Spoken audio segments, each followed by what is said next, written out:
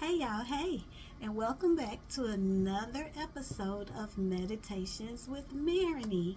And tonight, I think I want to talk a little bit about what we talked about yesterday, which is like the anxiety and fear that goes along with going through a divorce. And I think that many times we're so afraid of what's on the other side, especially if you're in a relationship where you've been in it for a long time. There is a level of comfortability that comes along with being married. When you have a partner, you especially one that you've been with for a long time, there is like just regular routine things that person knows you. They know your ins and outs. They help you with different things if you're in a healthy one. But if you're going through a divorce, typically something has been broken in that relationship that caused it to get to that point. But I also just kind of want to talk about the anxiety and fear of staying in the relationship when it's not good. And I had to just look at myself. Like, I have, over the past, so I've been divorced this year, and my divorce took place in 2022. So this year will be 3 years. I said three, the other 3 years. It'll be 3 years, but it was 2022. That's what I had in my head. But we were separated. We separated right after COVID. And so I really kind of wanted to talk a little bit about that. When COVID happened, it did one or two things for people's households. Either it showed you that you could really go ahead and you could work through this process, or it shut it down and it made it where you knew that you couldn't be with that person pretty much anymore. And during the time, if you guys go back and look at my video on Don't Date in Your Broken Space, and I talked about something that my son said, and I actually had brought him up last night. I was going to do a video with him because I think it's important for people to see things from all aspects of your life, like not just looking at one linear. I can sit here and I can talk about what my thoughts are and how I feel and what a wonderful person that I feel that I am. But when you talk to someone who has lived with you, someone who has put up with your stuff, somebody who deals with my little picky ways and the little finicky things that I could be really funny about. So, prime example, I'm one of those people that I don't really care a lot about clothes and, fashion and things like that, but I'm real picky about my car. I don't like the kids playing around my car. I don't like them walking too close to it because they're not conscious of things like scratching it up. And when it comes to something like that, well, if I'm paying, 20, 30, $40,000 for a vehicle, I want it to look nice when I'm done paying for it. I've seen people and I'm like, you just finished paying for that? And in my mind, I'm thinking, dog, y'all have scratched it up and banged it up and like, there was just something about it. My daddy was a car man, so it just was always a thing in our house. And my brother is a car man, so those type things are just, I'm real finicky about that. I'm funny about making sure that the microwave is clean. Like, if I go in a break room and there's food everywhere, I might go in there and I might clean it out, and I'm going to buy one of those covers. But if it continues to be that way, that's okay. I don't have to eat here.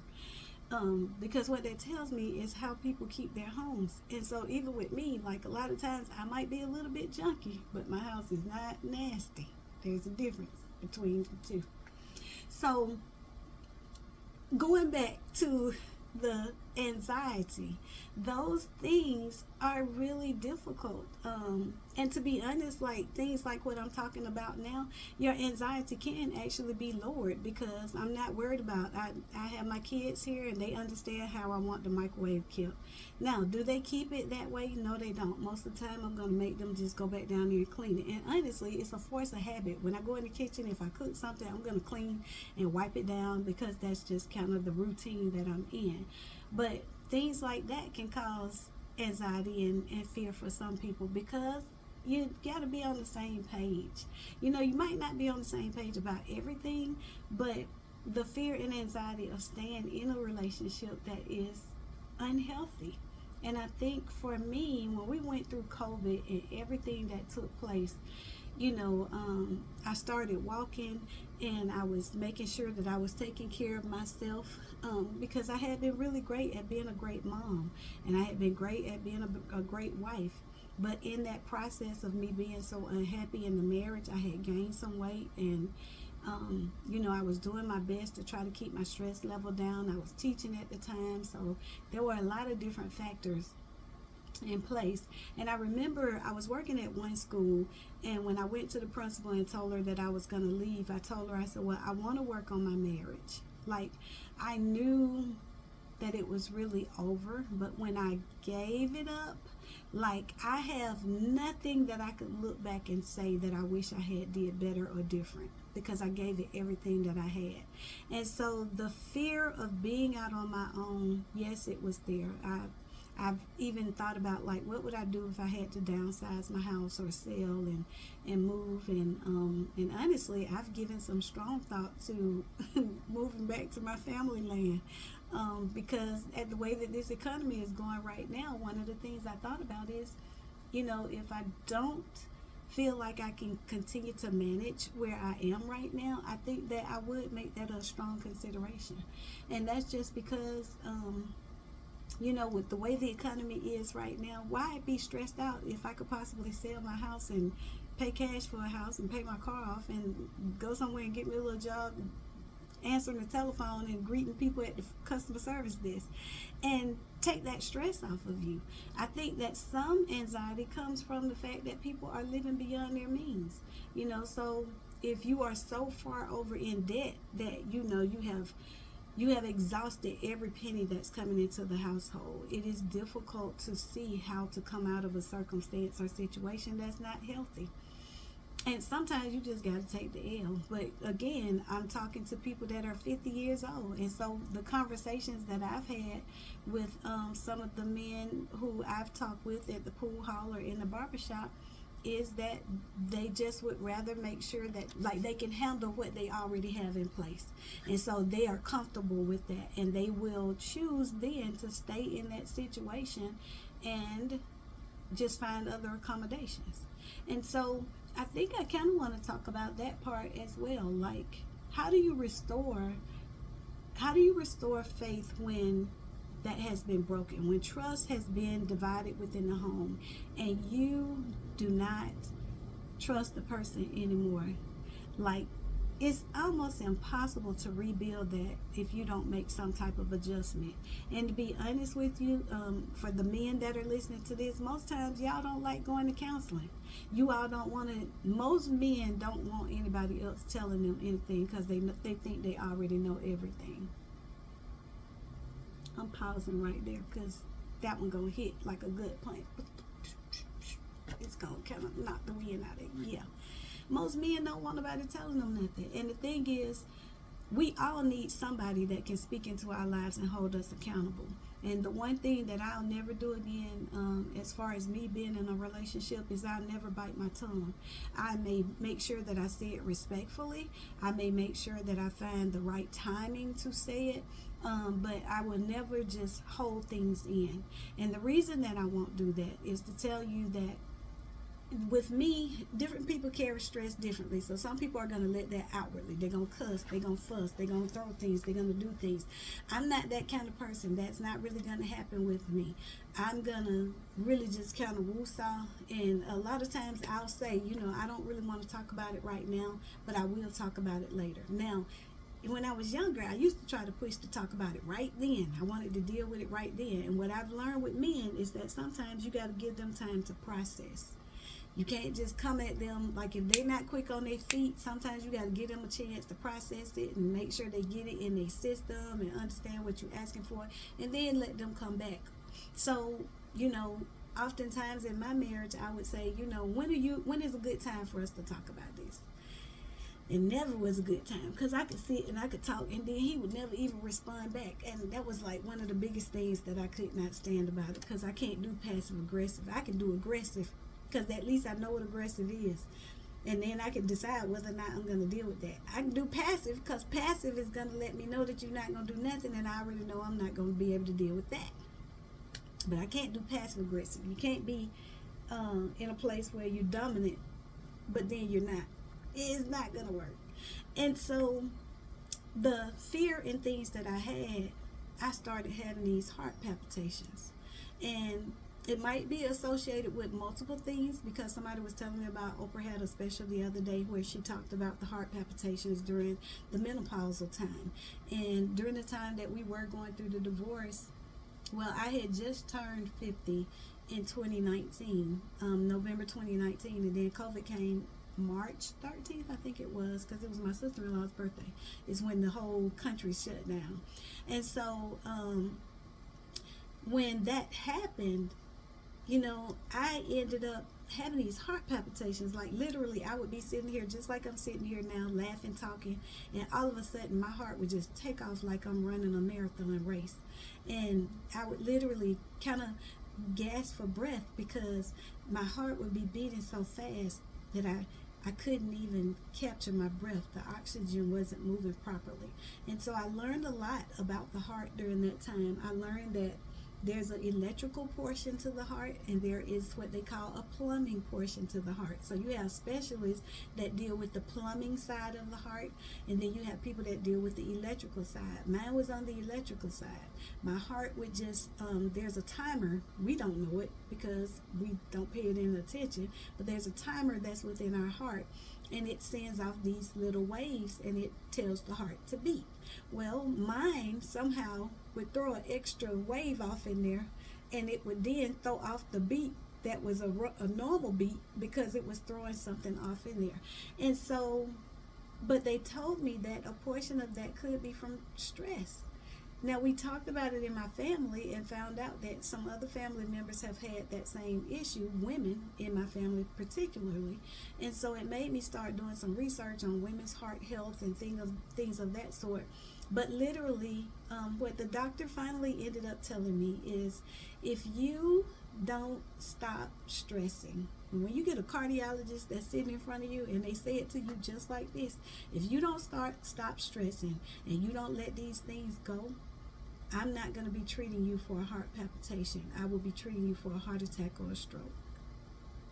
And when you hear that, and they're telling you that with all their professionalism within them, and they say, yes, some people have this as it's a portion of something that we can fix, but yours seems to be coming from your stress level. Like, are you stressed out? And I kept saying, no, I don't think I'm stressed. Like, but what I was doing is I was suppressing the unhappiness. I was suppressing the disappointment. I was suppressing the unfulfillment, and even in, this is a very sensitive component, and if you guys give me feedback in the comments, we can come back and discuss it at a different time. But oftentimes on one of my videos, I talked about men are not the only ones that are like sexually frustrated.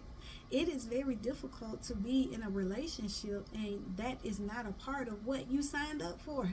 Like, you guys know my channel is for the Christian woman, so I need you to understand that me going into a lockdown position is because I need that component to be available, just like anything else.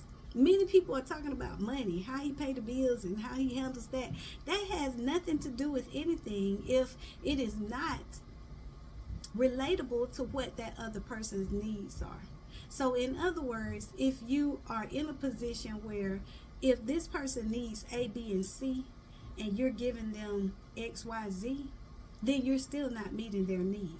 And somewhere in there is communication that did not take place. So the frustration of being in a situation where, one, I knew I was in a relationship where, again, going back to my story, after the first time, okay, yeah, you could say like you maybe felt like your needs weren't being met, but that was hard to say in my marriage, because I wasn't one of those women that denied my husband. So it would be difficult for you to say that the reason that you looked outside was because you weren't getting what you needed inside. You can't say that. Because your wife is asking you, what do you need? She's asking you, how do you feel? She's asking you, what do you want to eat? She's asking you, how can she be a better wife? You can't say that. So then now your accountability is shot, because guess what? That just meant that you didn't want that type of accountability. You didn't want those parameters to be in place. And based on that, then that increased my anxiety. And again, my marriage was a second marriage. So nobody wants to just keep doing this over and over and over, y'all. Like, I don't believe I really don't believe that people that get married a second time are looking to go through a divorce. Like, if you don't do the work that goes along with helping to improve yourself and make sure that you structure things so that you are then a viable part of that relationship, then you still didn't meet the mark. And unfortunately, you didn't put the components in place to make sure that the foundation was good. Because if the foundation is cracked, then guess what? The house ain't gonna stand. It doesn't matter. If it could be a beautiful home, but once you put all that product in there, if the foundation is cracked, it is not going to stand. It's gonna crumble. And so, for women and for men, I can speak for women because I am a woman, and I can only tell you what I went through. Like, I just know the financial component, and it wasn't so much that, again, that we had a lot of bills or anything like that. It was just me handling all of that by myself again. And I had it, like, it was manageable before he came into the picture.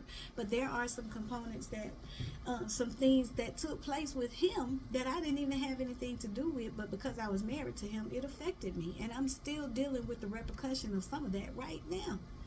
Like, literally, just a couple of weeks ago, I had to deal with something.